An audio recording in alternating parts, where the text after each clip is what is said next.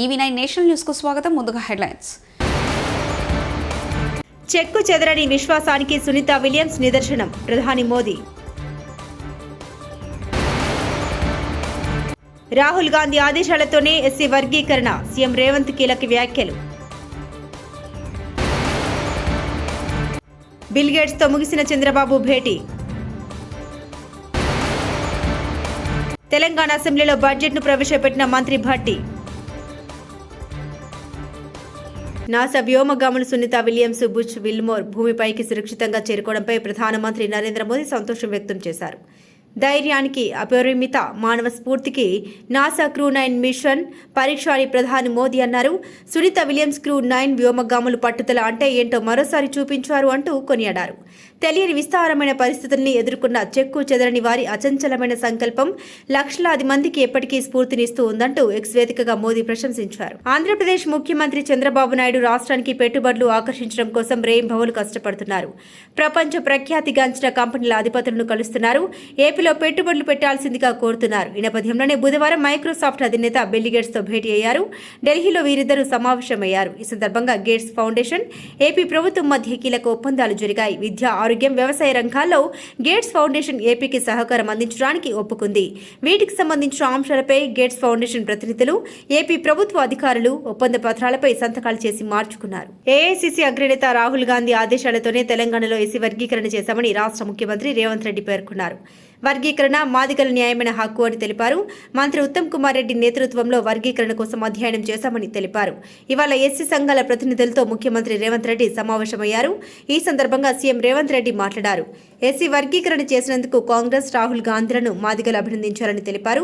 భవిష్యత్తులో న్యాయపరమైన చిక్కులు రాకుండా 1 మెన్ కమిషన్ వేశామని గుర్తు చేశారు. 199 పేజీలతో ఓ నివేదికను కమిషన్ ఇచ్చిందని అన్నారు. ఎస్సీలను 3 గ్రూపులుగా విభజించారని తెలిపారు.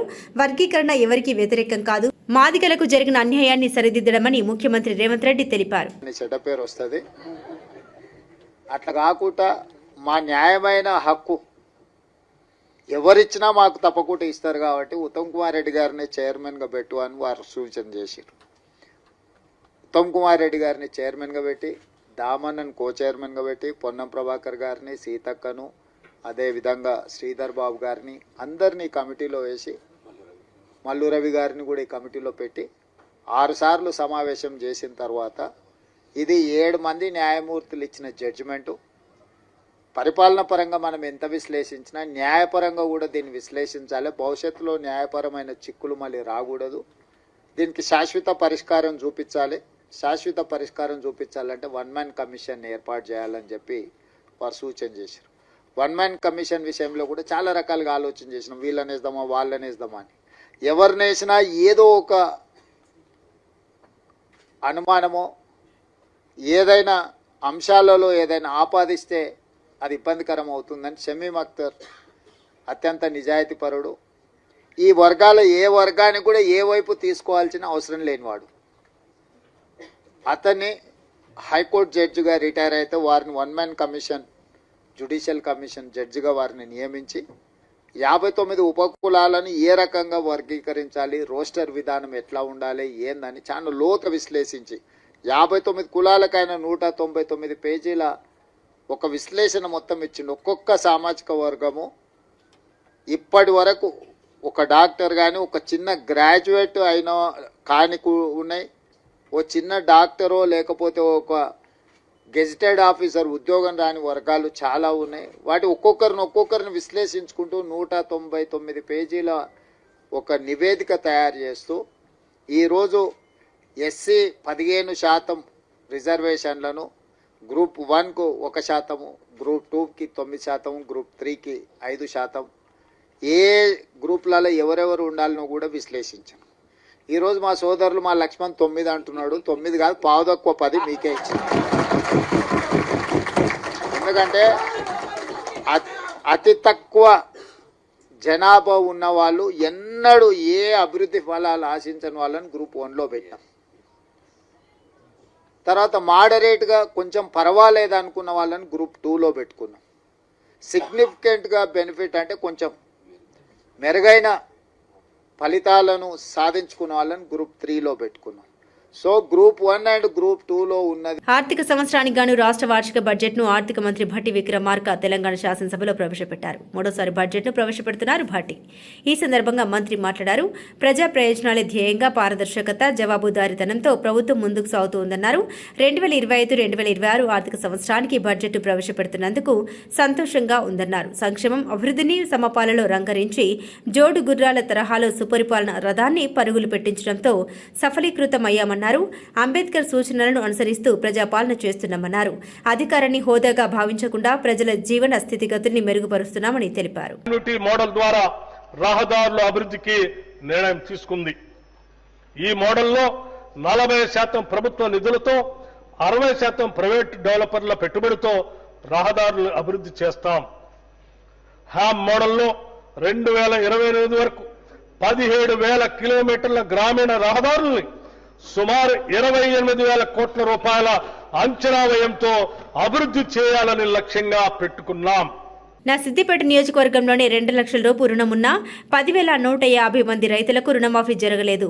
పూర్తిగా రుణమాఫీ చేసినామని అబద్దాలు చెబుతున్నారు. మీ మధిర నియోజకవర్గానికి వెళ్లి రుణమాఫీ అయిందా అని రైతులను అడుగుదామా? భట్టి గారు. మాజీ మంత్రి ఎమ్మెల్యే హరీష్ రావు మంది ఉన్నారు అంటే మరి నువ్వు 2 లక్షల లోపు అయిపోయింది అనేది పిచ్చి అబద్ధం కదా.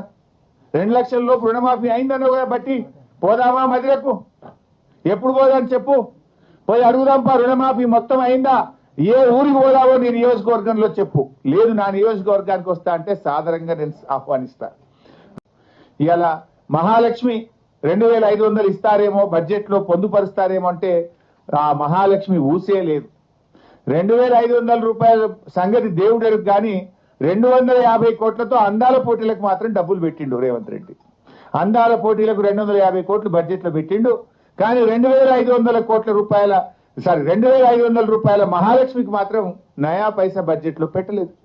మీరు అధికారంలో ఉండగా పిల్లలకిచ్చిన డిక్షనరీలో గాడ్ అనే పదానికి అర్థం ఏమి పెట్టారు? మేము ఈరోజు అన్ని మతాలు సమానమని గాడ్ అనే పదానికి అర్థం ఇచ్చాం. ఈరోజు మీరొచ్చి మతాలను రెచ్చగొడుతూ కాంట్రవర్సీ, తప్పుడు ప్రచారాలు చేస్తే చూస్తూ ఊరుకోం. నారా లోకేష్ విద్యాశాఖపై 2 గంటల చర్చ పెడితే చర్చ నుండి ఎందుకు పారిపోయారు? చేస్తున్నారు. చెప్పండి. అరే మీరు డిస్కషన్ పెడితే పారిపోయారు భయ్యా. ఎందుకు పారిపోయారు? హౌస్ నుంచి వాకౌట్ మీరు చేయలేరు. మంత్రి గారు డిస్కషన్ పైన మీరు వాకౌట్ చేసి మీరు మాట్లాడతారు. ఏం మాట్లాడతారు మీరు? అరే మీరు వాకౌట్ చేసి మాట్లాడతారు.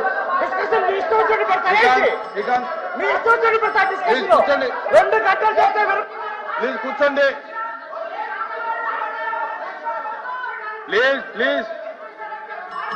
ప్లీజ్ కూర్చోండి. కూర్చోండి. అధ్యక్ష ఒక్క నిమిషం. అధ్యక్ష కూర్చోండి. అధ్యక్ష no 1 second. I'm not yielding. 1 second. I have the floor of the house. I'm not yielding. అధ్యక్ష నేను సూటిగా ప్రశ్నిస్తున్నా. ఇప్పుడు గౌరవ సభ్యులు సాఫర్నైజేషన్ అన్న పదం వాడారు. ఒక్క నిమిషం. గౌరవ సభ్యులు విద్యా వ్యవస్థని కరికులంలో సాఫర్నైజేషన్ అన్న పదం వాడారు. He has to withdraw that statement. I'm protesting on this. మీరు ప్రింట్ చేసిన డిక్షనరీ దేవుడు, God, the one great spirit that Christians, Jews and Muslims believe made the world. Sir మీరిచ్చిన డిక్షనరీ సార్, మీరిచ్చిన డిక్షనరీ నేను చదువుతున్నాను సార్. తప్పేంటి sir?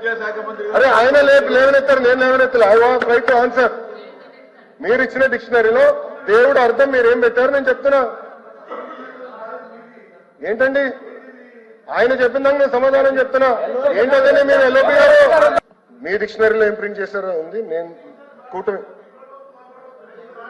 Please ఏంటి sir చెప్పండి. మంత్రి గారు చెప్పండి సార్. మీరు ప్రింట్ చేసిన డిక్షనరీ, మీరు 5 సంవత్సరాలు అధికారంలో ఉన్నప్పుడు ప్రింట్ చేసిన డిక్షనరీలో దేవుడికి అర్థం మీరేమి ఇచ్చారు నేను చెప్పాను.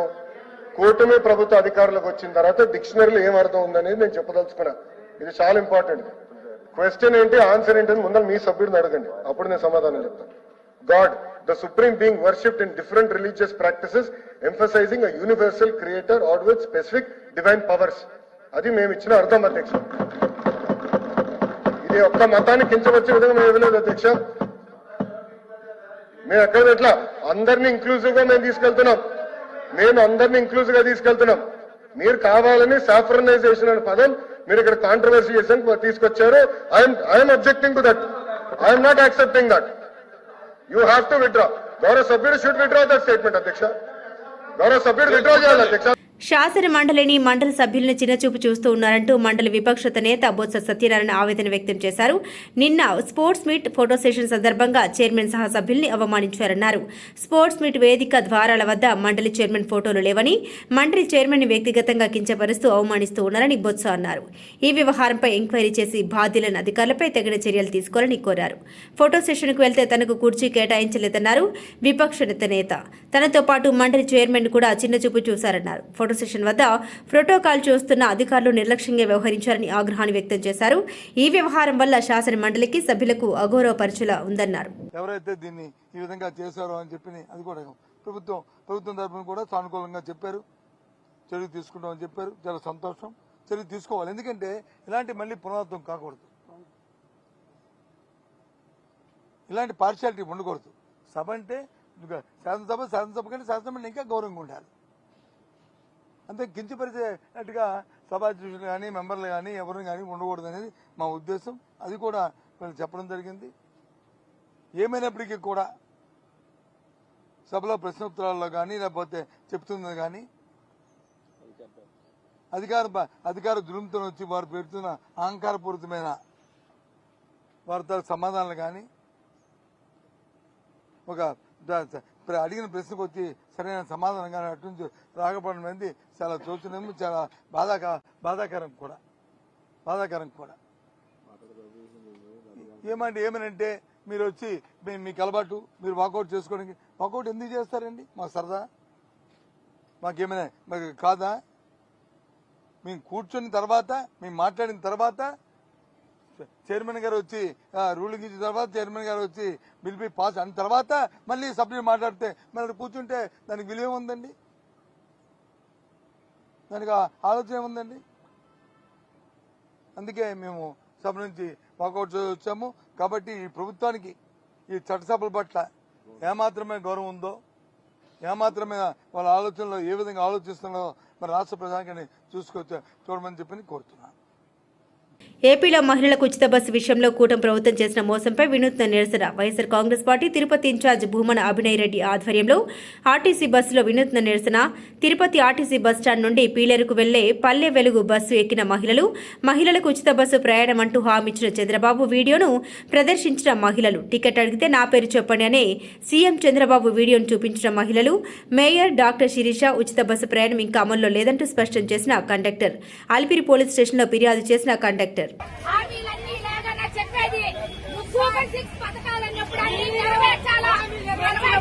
తెలంగాణ రాష్ట్రం అప్పు 2014 నుండి ఈ రోజు వరకు 4,37,000 కోట్లు అని బడ్జెట్లో పేర్కొన్నారు. కేసీఆర్ చేసిన అప్పుల గురించి గతంలో రేవంత్ రెడ్డి చేసినవన్నీ అసత్య ప్రచారం అని ఈ రోజు ప్రవేశపెట్టిన బడ్జెట్ ద్వారా తేలిపోయింది.